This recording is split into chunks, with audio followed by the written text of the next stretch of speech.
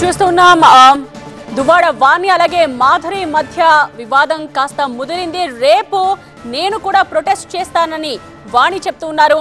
ఎక్కడైతే వాణి ప్రొటెస్ట్ చేస్తుందో అక్కడే నేను కూడా ప్రొటెస్ట్ చేస్తానని మాధురి చెప్తూ ఉన్నారు.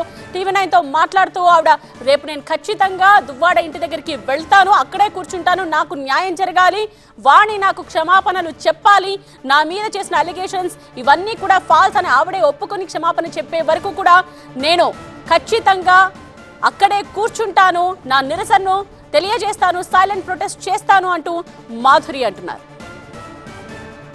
సంస్కారం ఉన్న వాళ్ళు ఎవరు ఆరోపణలు చేస్తారండి? ఇతర ఫ్యామిలీస్లో దూరిపోయి ఇంకా ఆవిడేమో ఆరోపణలు చేస్తుందండి.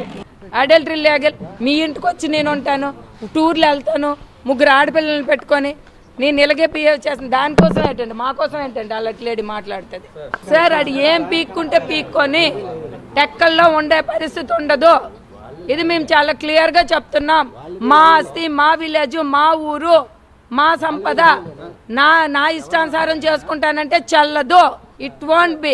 మాకు తెలుసు.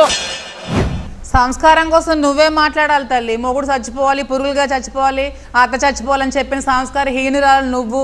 ఇది చెత్తదానం. నువ్వేంటి చెప్తున్నావు, కామెంట్ చేస్తున్నావు? నా కోసం మాట్లాడే రైట్ నీకే ఉంది. ఒక అత్త కోసం గౌరవం లేదు, ఒక మొగుడు మీద గౌరవం లేదు, మొగుడు చచ్చిపోవాలంటావు, నువ్వా కామెంట్స్ చేస్తున్నావు?